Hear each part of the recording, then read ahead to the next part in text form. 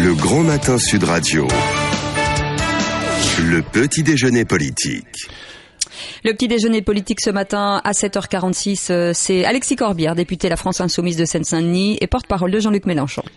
Bonjour Alexis Corbière. Bonjour à tous, j'espère que vous allez bien. Confinement oblige, oui, confinement oblige, hein, évidemment, nous sommes par téléphone. Comment vous le vivez, vous, d'ailleurs, en un mot, Alexis Corbière, ce confinement ?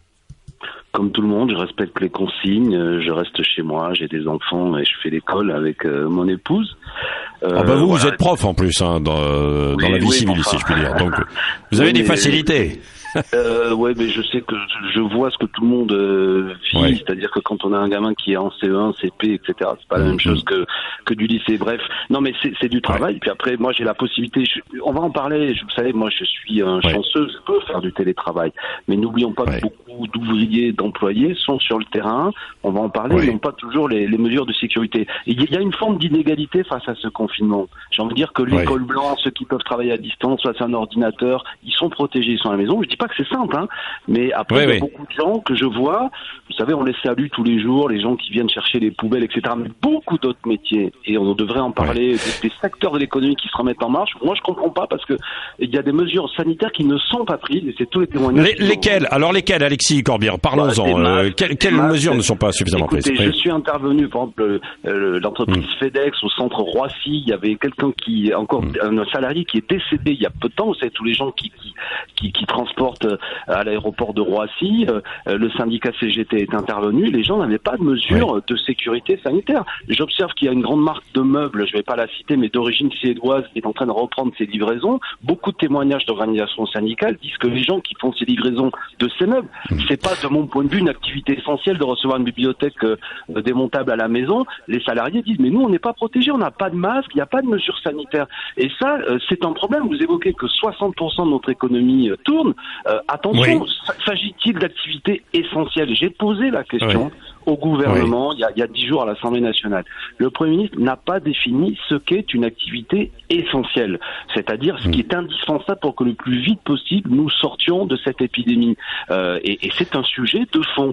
De la même façon, c'est ce que vous lui demandez, Alexis Corbière, cet après-midi, puisqu'il y a une mission d'information, hein, il va être entendu, auditionné à l'Assemblée nationale.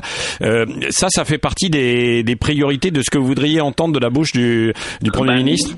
Ça fait partie des priorités. Ensuite, ce qu'on lui demande, c'est quelles sont les mesures de réquisition qui sont prises, par exemple, pour reconstituer une chaîne de production de médicaments. Vous savez que beaucoup de professionnels alertent sur le fait que nous allons arriver à un point sans doute de manque de médicaments. Le gouvernement ne nous dit pas clairement les choses. Là, il faut des réquisitions, c'est-à-dire prendre des mesures.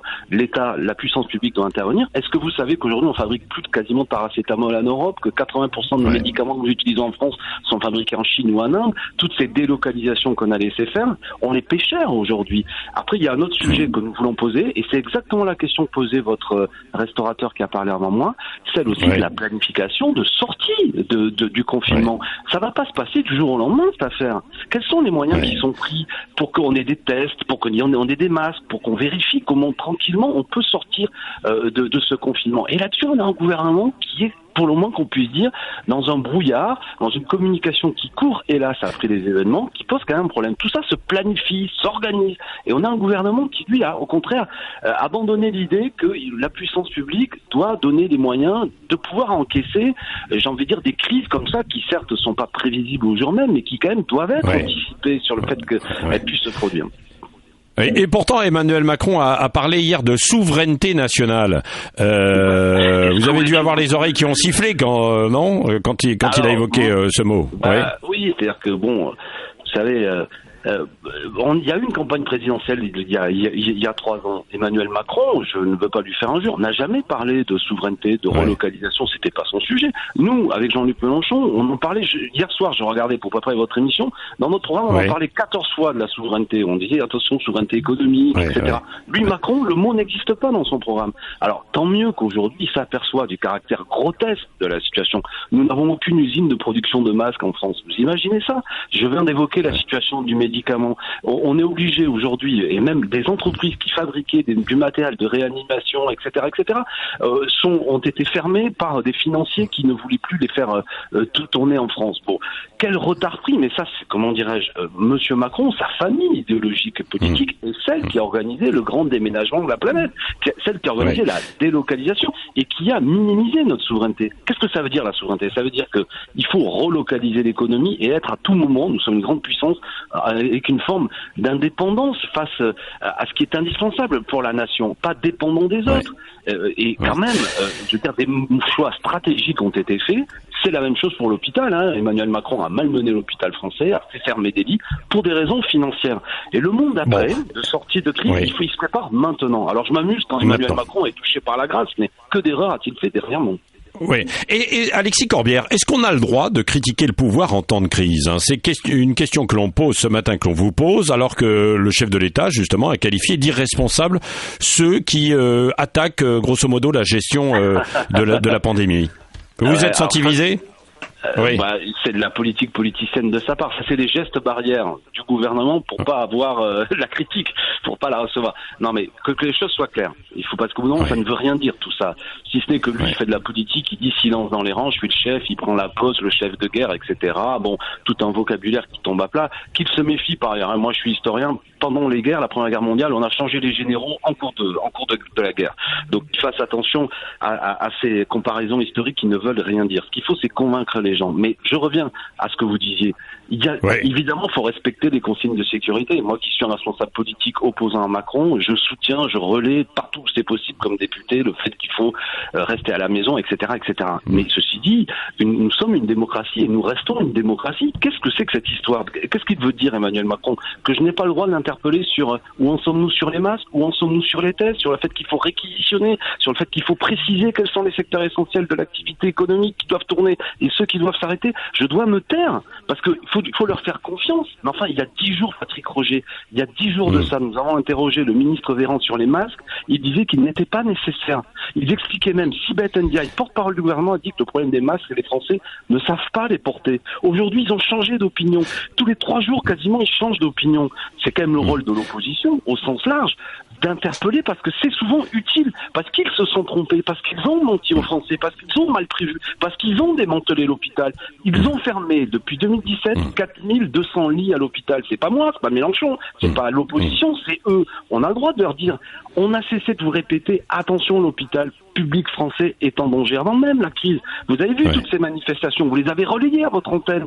On leur a dit, à travers le mouvement des Gilets jaunes au sens large, ce pays, la puissance publique est à plat. On a délocalisé, il y a des régions entières où des usines indispensables sont parties. Ils n'en ont rien eu à fiche. Donc aujourd'hui, on est quand même en droit de poursuivre ce dialogue, de le faire intelligemment pour que ce soit utile à s'en sortir, mais de préparer le monde après. La pire des choses, ce serait de se dire, une fois qu'on est sorti de la crise, tout continue comme avant. Non, parce que ça coûte très cher. Moi, souvent, on m'a avancé l'argument. Est-ce que c'est complètement utopique de parler, pourquoi pas, d'un gouvernement d'union nationale aujourd'hui? Ou est-ce que c'est prématuré et que ça ne sert à rien, Alexis Corbière? Vous savez, c'est des formules pièges. Si le gouvernement d'union nationale, c'est-à-dire on se met tous ensemble, même des gens qui ont des opinions contradictoires, ça va tirer à Dia, c'est un peu absurde. Après, je pense qu'il faudra un gouvernement, comment dirais-je, politiquement de rassemblement pour mener une autre politique avec des vraies ruptures du point de vue du productivisme, du point de vue de cette financiarisation de tout. Nous, on est ouvert à ce qu'il se rassemble le plus large possible sur des questions sociales, écologiques, démocratiques. Mais ça se fera pas avec ceux qui ont détruit l'hôpital public, on va pas le reconstruire. Je crois qu'on va pas faire croire aux Français que d'un seul coup, c'est en mariant l'eau et le feu qu'on va s'en sortir. Il n'empêche que nous voulons être utiles, y compris par nos critiques, par nos questionnements cet après-midi que vous évoquiez auprès du Premier ministre, par la manière dont nous portons le débat dans les tribunes, parce que vous nous donnez la parole, après tout, c'est ça, Patrick Roger. Vous imaginez que le président de la République vous dise, arrêtez de faire taire, faites taire, ces bavards, ne donnez plus la parole à l'opposition, ce serait horrible. Non seulement on aurait la crise et le coronavirus, mais en plus une forme de censure antidémocratique. Surtout venant de la part de gens, je le répète, qui n'ont pas de leçons à donner parce qu'ils nous ont pas beaucoup marqué pour l'instant par leur clairvoyance. Alexis Corbière, question avec Cécile de Ménibus. Cécile. Bonjour Cécile. Oui, bonjour. On estime entre 5 et 8% des élèves qui ont disparu des radars, c'est selon Michel Blanquer. Est-ce que c'est un problème finalement d'anticipation ou c'était inéluctable, vous qui êtes prof d'histoire? Moi, j'ai envie de dire qu'on est tous confinés dans nos inégalités et que je suis persuadé que ces 5 à 8% sont souvent les gamins des familles les plus en difficulté, ceux qui sont nombreux à la maison, ceux qui n'ont pas les moyens de travailler, ceux qui n'ont pas l'ordinateur, ceux qui ne permettent pas de faire ce suivi. Et on le retrouve, j'observe qu'on a, j'ai oublié le chiffre, peut-être que vous l'avez donné, le nombre de PV, de procès-verbaux qui ont été donnés. Entre 5 et 8%. Les procès-verbaux, non. Oui. Mais ça frappe souvent. Vous savez, on n'est pas tous égaux face au confinement. C'est ça que je veux dire. Moi, j'ai les moyens d'être confiné avec mes enfants, ça se passe bien, mais beaucoup de gens, c'est difficile. Et j'imagine que cette perte des enfants, enfin cette perte de vue, cette perte de suivi, est aussi la reproduction des inégalités sociales. C'est un vrai sujet, et effectivement, le confinement ne va pas leur aider. Au contraire, il l'aggrave. Vous suivez vos élèves, vous ? Ah mais moi, vous savez, depuis que je suis élu député, je n'enseigne plus, je n'ai plus la possibilité de le faire, c'est interdit. Mais je sais que beaucoup de collègues, par contre, je peux vous dire, parce que j'ai beaucoup d'amis évidemment qui sont profs, bossent énormément. J'en rigolais même avec un ami hier soir. Il travaille quasiment plus, me dit-il, depuis qu'il est confiné, parce qu'il donne des cours à ses élèves. Il a des classes prépa, comme on dit, devant ordinateur. C'est énormément de boulot, énormément de préparation. Les profs travaillent beaucoup actuellement, et moi, je vois la maîtresse de ma fille que je fais travailler à la maison nous envoie beaucoup régulièrement du travail. Bossent beaucoup les profs, sont très mobilisés. Alexis Corbière, d'un mot encore, hier, il y a eu une annonce de Gérald Darmanin qui décale la déclaration de revenus en raison du coronavirus d'une semaine. Est-ce que c'est suffisant d'une semaine? Et puis d'autre part, sur la prime défiscalisée, dite prime Macron, qui pourrait être portée à 2 000 €, c'est suffisant ou pas? Bon, le décalage d'une semaine, pourquoi pas? Peut-être je peux pas en juger, c'est pas plus mal, ça peut être plus long. Les primes défiscalisées, attention, moi je m'amuse à voir Monsieur Darmanin qui réinvente, il appelle à une solidarité nationale pour aider l'économie, mais les mêmes ont baissé les impôts, notamment des plus riches. L'ISF, à l'époque on l'avait critiqué, c'était pas par dogmatisme, c'est que c'était quasiment 4 milliards d'argent public supplémentaires qui permettraient aujourd'hui de pouvoir aider nos entreprises. Moi j'appelle à des mesures, par exemple, que les groupes qui font des profits aident les petites entreprises, à ce qu'il y ait une répartition plus juste, comment dirais-je, de cette solidarité. La pire des choses, ce serait qu'il y ait une forme de privatisation des profits, puis une nationalisation des pertes. Vous voyez ce que je veux dire? Attention, on a consacré ces dernières années beaucoup d'aides publiques à des entreprises qui ne nous ont pas rendu vraiment la monnaie de notre pièce. Ils ont continué à licencier, ils ont continué à verser des dividendes. Donc tout ça, faut le repenser. C'est ce que moi je veux vous dire. Je forme un vœu, c'est que cette crise soit un moment où de prise de conscience collective, que le monde tel qu'il fonctionnait avant, c'est-à-dire cette logique de l'argent roi, du profit, ne peut plus continuer comme avant. Ça nous coûte cher financièrement, je viens de le dire, économiquement il y a un impact, ça nous coûte cher humainement, ça nous coûte cher écologiquement. Donc sortons de là, plus solidaire, plus avec une vision d'ensemble. Ça passe par, je le répète, des planifications, de la prévision, une vision à long terme et pas seulement à court terme d'un mot aussi, Alexis Corbière, d'un mot pour l'instant, c'est une mission d'information. Édouard Philippe va être entendu par cette mission. On reste pour l'instant à une mission et pas de commission dans l'immédiat. Pas de commission d'enquête. C'est une astuce de la majorité, c'est qu'une mission d'information, c'est eux qui la dirigent. Il va de soi qu'il y aura, comment dirais-je, des comptes rendus, des comptes qui doivent être demandés une fois qu'on sera sorti de tout ça, que les choses soient claires. Il y a des responsabilités. Mais pas maintenant, pas maintenant. Déjà, on n'a pas les moyens parce que cette mission d'information nous coupe l'herbe sous le pied en quelque sorte. Vous savez, cette majorité continue à être très politicienne à l'heure actuelle. Mais on va quand même poser des questions à Édouard Philippe, à Olivier Véran. Et je le répète, il va de soi qu'il y a des ruptures politiques qui vont être faites. Le Premier ministre a dit l'autre jour qu'il ne laisserait personne dire que les mauvais choix ont été faits. J'affirme à votre micro, oui, des mauvais choix ont été faits, monsieur Édouard Philippe. Vous devrez rendre des comptes. La situation est grave. Écoutez, une dernière chose. Par exemple, le Premier ministre a menti en disant que nous étions tous d'accord pour organiser des élections. Je pense à ce détail-là. Il n'a jamais posé la question aux partis politiques. Il les a réunis le jeudi avant le premier tour des élections. Il n'a pas posé la question.